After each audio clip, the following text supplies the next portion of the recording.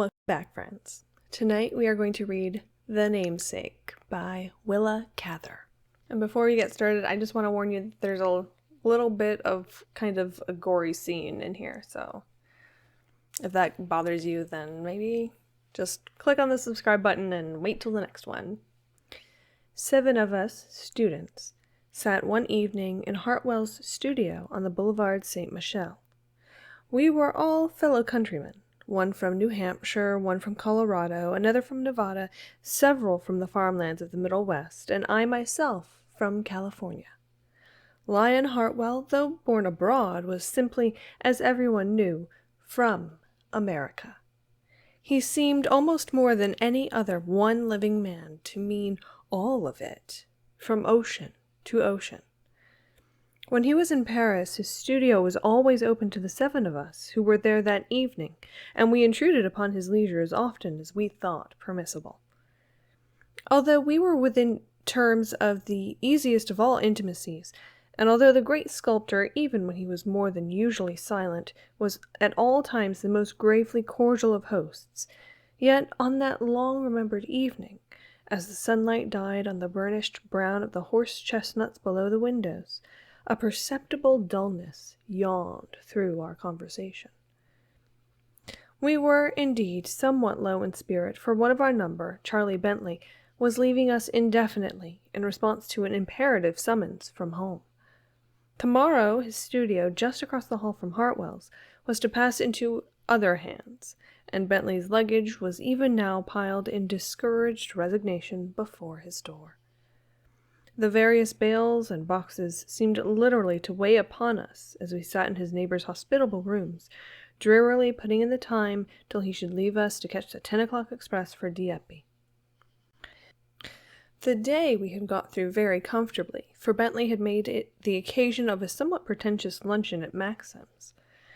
There had been 12 of us at the table, and the 2 young Poles were so thirsty, the Gascons so fabulously entertaining, that it was near upon 5 o'clock when we put down our liquor glasses for the last time, and the red, perspiring waiter, having pocketed the reward of his arduous and protracted services, bowed us affably to the door, flourishing his napkin and brushing back the streaks of wet black hair from his rosy forehead.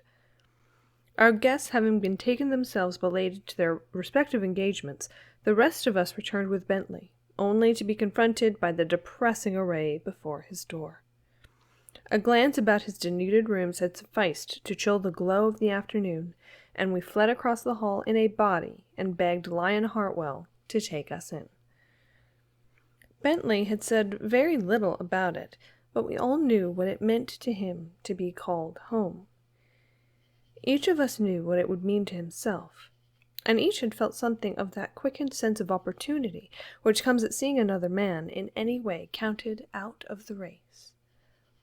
Never had the game seemed so enchanting, the place to play at such a piece of unmerited, unbelievable good fortune.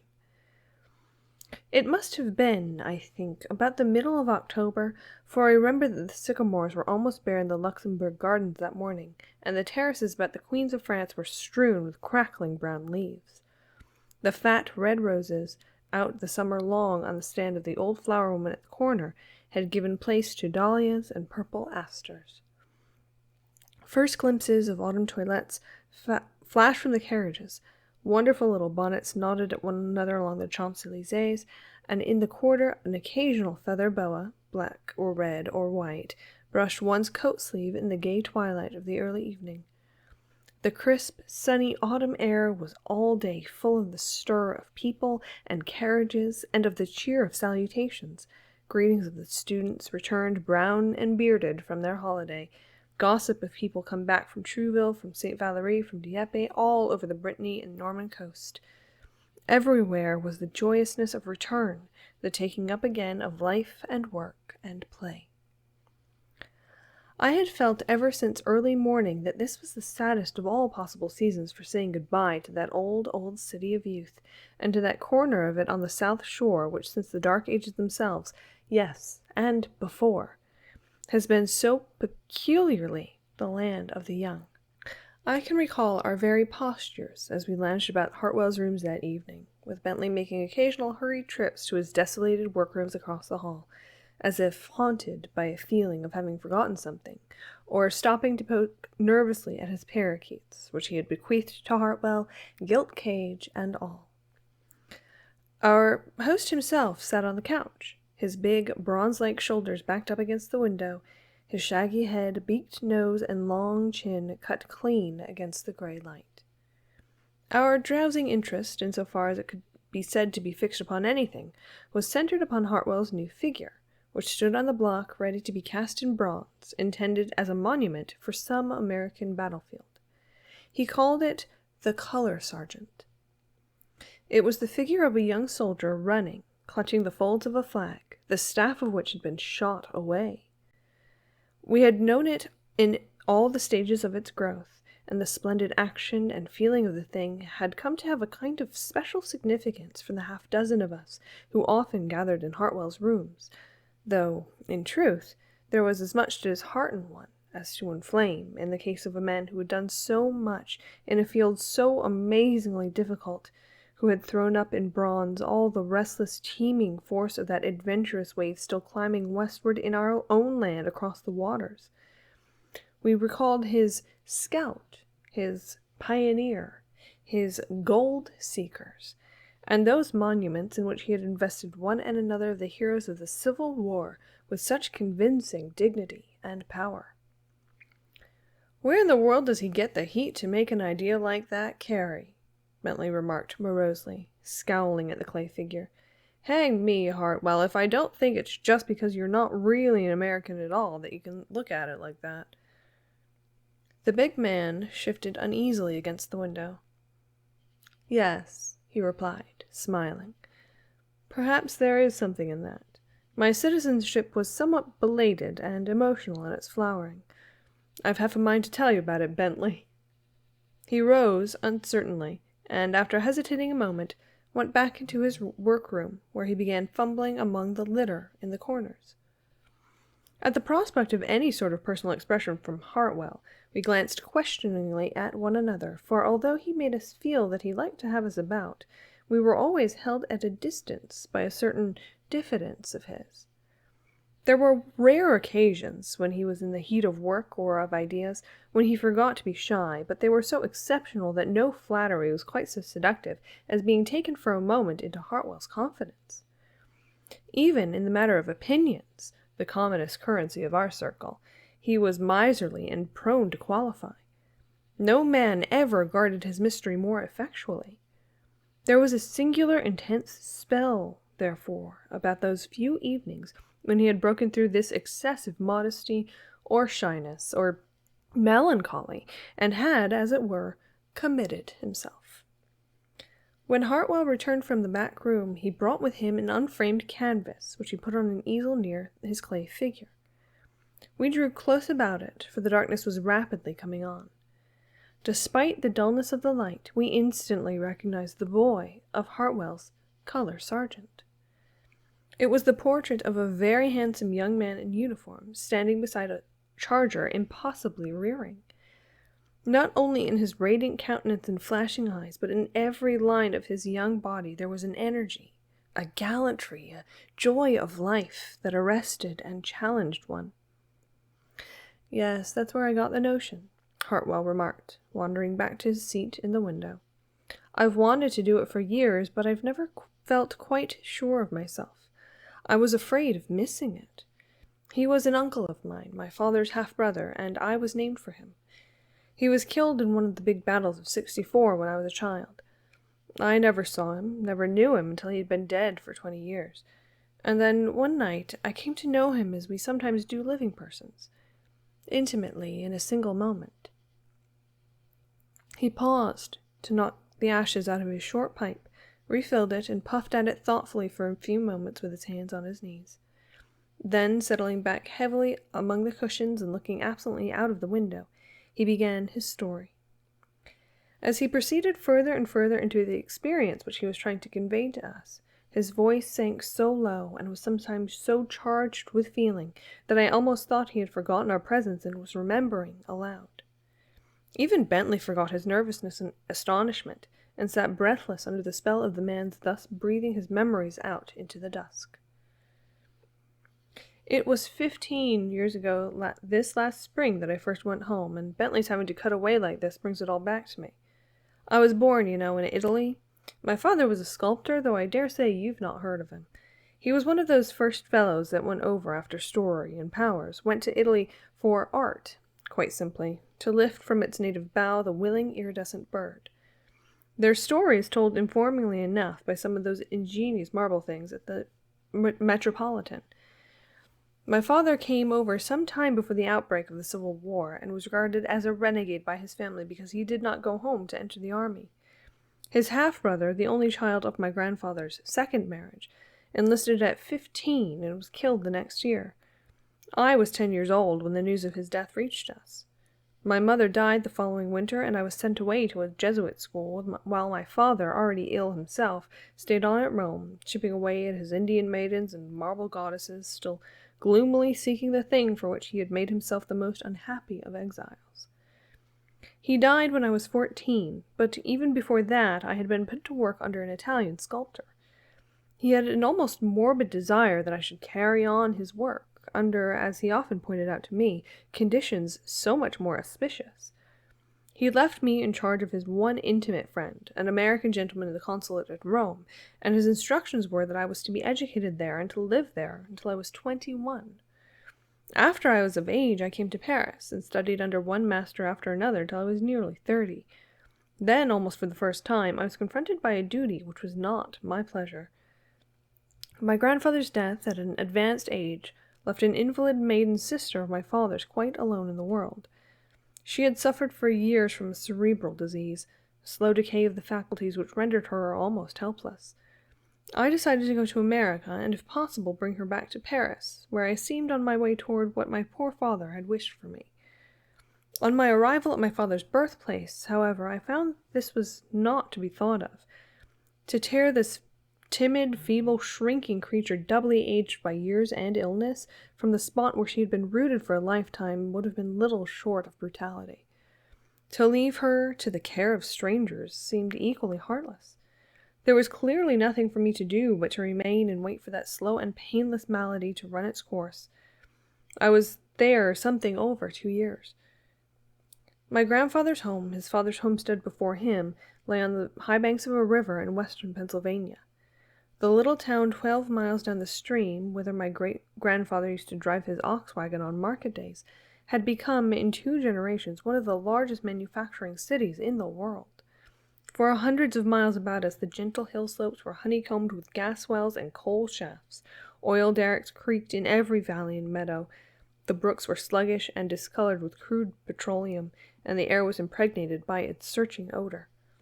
The great glass and iron manufactories had come up and up the river, almost to our very door. Their smoky exhalations brooded over us, and their crashing was always in our ears. I was plunged into the very incandescence of human energy. But, though my nerves tingled with the feverish, passionate endeavor which snapped in the very air about me, none of these great arteries seemed to feed me. This tumultuous life did not warm me. On every side were the great muddy rivers, the ragged mountains from which the timber was being ruthlessly torn away, the vast tracts of wild country, and the gulches that were like wounds in the earth. Everywhere the glare of that relentless energy which followed me like a searchlight and seemed to scorch and consume me. I could only hide myself in the tangled garden, where the dropping of a leaf or the whistle of a bird was the only incident. The Hartwell homestead had been sold away little by little until all that remained was garden and orchard. The house, a square brick structure, stood in the midst of a great garden which sloped toward the river, ending in a grassy bank which fell some 40 feet to the water's edge. The garden was now little more than a tangle of neglected shrubbery, damp, rank, and of that intense blue-green peculiar to vegetation in smoky places where the sun shines but rarely, and the mists form early in the evening and hang late in the morning. I shall never forget it as I saw it first, when I arrived there in the chill of a backward June. The long, rank grass, thick and soft and falling in billows, was always wet until midday. The gravel walks were bordered with great lilac bushes, mock orange and bridal wreath. Back of the house was a neglected rose garden surrounded by a low stone wall over which the long suckers trailed and matted. They had wound their pink thorny tentacles layer upon layer about the lock and the hinges of the rusty iron gate. Even the porches of the house and the very windows were damp and heavy with growth, wisteria, clematis, honeysuckle, and trumpet vine. The garden was grown up with weeds, especially that part of it which lay above the river.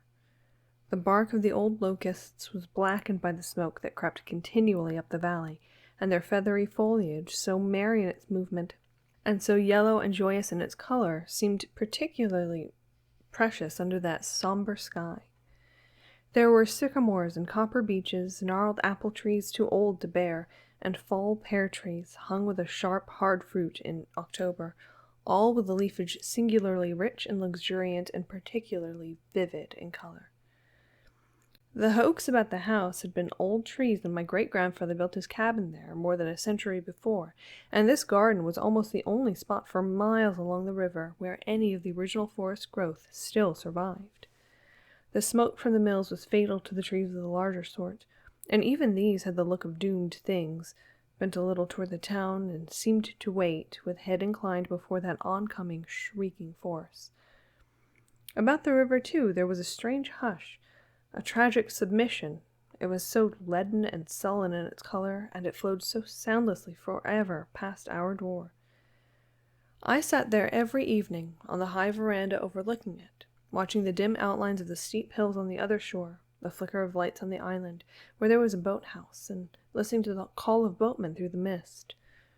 The mist came as certainly as night, whitened by moonshine or starshine. The tin water, pipes went splash, splash with it all evening, and the wind, when it rose at all, was little more than a sighing of the old boughs and a troubled breath in the heavy grasses. At first it was to think of my distant friends and my old life that I used to sit there, but after a while it was simply to watch the days and weeks go by, like the river which seemed to carry them away. Within the house I was never at home. Month followed month, and yet I could feel no sense of kinship with anything there. Under the roof where my father and grandfather were born, I remained utterly detached. The somber rooms never spoke to me. The old furniture never seemed tinctured with race. This portrait of my boy uncle was the only thing to which I could draw near, the only link with anything I had ever known before. There is a good deal of my father in the face, but it is my father transformed and glorified, his hesitating discontent drowned in a kind of triumph. From my first day in that house, I continually turned to this handsome kinsman of mine, wondering in what terms he had lived, and had his hope. What had he found there to look like that, to bound at one after all those years so joyously out of the canvas? From the timid, clouded old woman whose life I had come to watch, I learned that in the backyard near the old rose garden there was a locust tree which my uncle had planted. After his death, while it was still a slender sapling, his mother had a seat built around it, and she used to sit there on summer evenings. His grave was under the apple trees in the old orchard. My aunt could tell me little more than this. There were days when she seemed not to remember him at all. It was from an old soldier in the village that I learned the boy's story. Lyon was, as the old man told me, but 14 when the first enlistment occurred, but was even then eager to go. He was in the courthouse square every evening to watch the recruits at their drill, and when the home company was ordered off, he rode into the city on his pony to see the men board the train and wave them goodbye. The next year he spent at home with a tutor, but when he was 15 he held his parents to their promise and went into their army. He was color sergeant of his regiment, and fell in a charge upon the breastworks of a fort about a year after his enlistment. The veteran showed me an account of this charge, which had been written for the village paper by one of my uncle's comrades who had seen his part in the engagement. It seems that as his company were running at full speed across the bottom lands toward the fortified hill, a shell burst over them. This comrade, running beside my uncle, saw the colors waver and sink as if falling, and looked to see that the boy's hand and forearm had been torn away by the exploding shrapnel. The boy, he thought, did not realize the extent of his injury, for he laughed, shouted something which his comrade did not catch, caught the flag in his left hand, and ran up on the hill. They went splendidly up over the breastworks, but just as my uncle, his colors flying, reached the top of the embankment, A second shell carried away his left arm at the armpit, and he fell over the wall with the flag settling about him. It was because this story was ever present with me, because I was unable to shake it off, that I began to read such books as my grandfather had collected upon the Civil War. I found that this war was fought largely by boys, that more men enlisted at 18 than at any other age. When I thought of those battlefields, and I thought of them much in those young days, there was always that glory of youth above them, that impetuous, generous passion stirring the long lines on the march, the blue battalions in the plain. The bugle, whenever I have heard it since, has always seemed to me the very golden throat of that boyhood which spent itself so gaily, so incredibly. I used often to wonder how it was that this uncle of mine, who seemed to have possessed all of the charm and brilliancy allotted to his family, and to have lived up to his vitality in one splendid hour, had left so little trace in the house where he was born, and where he had awaited his destiny. Look as I would, I could find no letters from him, no clothing or books that might have been his. He had been dead but 20 years, and yet nothing seemed to have survived except the tree he had planted. It seemed incredible and cruel that no physical memory of him should linger to be cherished among his kindred, nothing but the dull image in the brain of that aged sister. I used to pace the garden walks in the evening, wondering that no breath of his, no echo of his laugh, or his call to his pony, or his whistle to his dog should linger about those shaded paths where the pale roses exhaled their dewy country smell. Sometimes, in the dim starlight, I have thought that I heard on the grasses beside me the stir of a footfall lighter than my own, and under the black arch of the lilacs I have fancied that he bore me company. There I was, I found one day in the year for which my old aunt waited, and which stood out from the months that were all of a sameness to her. On the 30th of May, she insisted that I should bring down the big flag from the attic and run it up upon the tall flagstaff beside Lyon's tree in the garden. Later in the morning, she went with me to carry some of the garden flowers to the grave in the orchard, a grave scarcely larger than a child's. I had noticed, while I was hunting for the flag in the attic, a leather trunk with my own name stamped upon it, but was unable to find the key. My aunt was all day less apathetic than usual. She seemed to more clearly realize who I was, and to wish me to be with her. I did not have an opportunity to return to the attic until after dinner that evening, when I carried a lamp upstairs and easily forced the lock of the trunk. I found all the things that I had looked for, put away doubtless by his mother, and still smelling faintly of lavender and rose leaves. His clothes, his exercise books, his letters from the army, his first boots, his riding whip, some of his toys even. I took them out and replaced them gently. As I was about to shut the lid, I picked up a copy of the A in it, on the flyleaf of which was written in a slanting, boyish hand, Lyon Hartwell, January 1862. He had gone to the wars in 63, I remembered. My uncle, I gathered, was none too apt at his Latin, for the pages were dog-eared and rubbed and interlined, the margins mottled with pencil sketches, bugles, stacked bayonets, and artillery charges. In the act of putting the book down, I happened to run over the pages to the end, and on the flyleaf at the back I saw his name again, and a drawing, with his initials and a date, of the Federal flag. Above it, written in a kind of arch and in the same uniformed hand, "Oh, say, can you see by the dawn's early light what so proudly we hailed at the twilight's last gleaming?" It was a stiff, wooden sketch, not unlike a detail from some Egyptian inscription, but from the moment I saw it, wind and color seemed to touch it. I caught up the book, blew out the lamp, and rushed down into the garden. I seemed, somehow, at last to have known him, to have been with him in that careless, unconscious moment, and to have known him as he was then.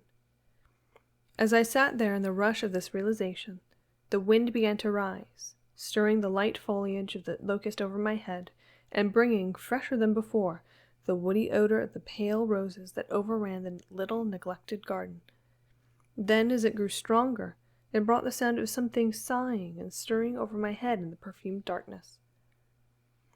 I thought of that sad one of the destinies, who, as the Greeks believed, watched from birth over those marked for a violent or untimely death. Oh, I could see him, there in the shine of the morning, his book idly on his knee, his flashing eyes looking straight before him, and at his side that grave figure, hidden in her draperies, her eyes following his, but seeing so much farther, seeing what he never saw, that great moment at the end, when he swayed above his comrades on the earthen wall. All the while, the bunting I had run up in the morning flapped fold against fold, heaving and tossing softly in the dark, against a sky so black with rain clouds that I could see above me only the blur of something soft in troubled motion. The experience of that night, coming so overwhelmingly to a man so dead, almost rent me in pieces. It was the same feeling that artists know when we, rarely, achieve truth in our work, the feeling of union with some great force, of purpose and security, of being glad that we have lived. For the first time I felt the pull of race and blood and kindred, and felt beating within me things that had not begun with me.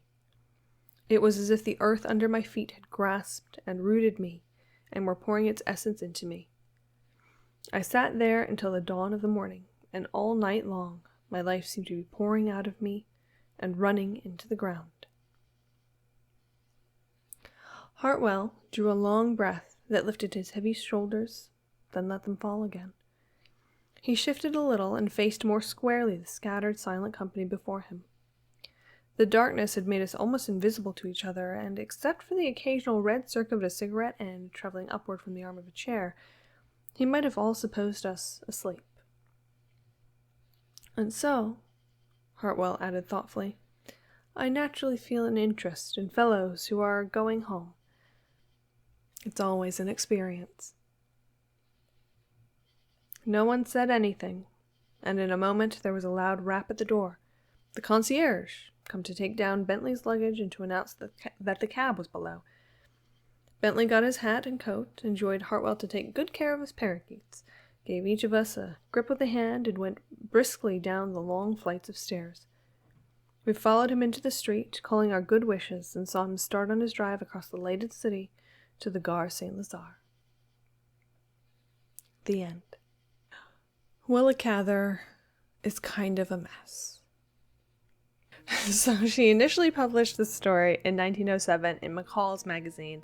She is most well known for My Antonia and O Pioneers, both of which are very, very common in a lot of American classes, just because it ties very closely in with our history units on, pioneers and westward expansion and all that kind of stuff from the mid 1800s or so. And both of those are vaguely autobiographical. Willa Cather moved from her family from Virginia to Nebraska when she was younger, and so this kind of shaped some of her plots. A lot of her work tends to be autobiographical, semi-demi-autobiographical, and this is thought to be one of her most autobiographical works. She also wrote another work called The Namesake. This time it was a poem, which was also dedicated to W.S.B. of the 33rd Virginia, and that's thought to be her uncle, William Seibert Boak. Her first name was Willa, but her whole family called her Willa, and it's thought that that's due to her uncle, who may have actually been named James. But this was her maternal uncle, William Sibert Boak, who died in the Civil War. And like I said a little bit earlier, they were from Virginia. And decidedly not the Union, and that's the one thing that she decided to change, interestingly enough, was she decided to make the heroic deceased uncle not be in the Confederacy. So it was kind of frowned upon even then. So as such, the kind of autobiographical nature of this, I feel almost changes the meaning a little bit. Her expressing this, deeply held kinship with her uncle, whose history she then proceeds to completely alter in meaningful ways. Changing that particular alignment is not in insignificant detail, right? Like, she didn't make him have, you know, blonde hair instead of brown. It's not like that. Like, that's a very significant detail about somebody to have altered to make them seem more acceptable to the current, you know, whoever she was trying to hang out with and impress, or maybe not unimpress.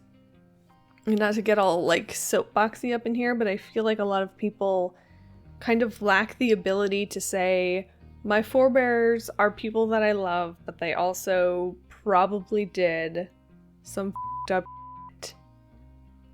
And although we loved some aspects of them, we don't have to love all of it. Like, I feel like a lot of people just don't quite get there with that. Speaking of interesting choices, I found it very interesting that she saw fit to very graphically describe the death of this kid. That's a choice that she made.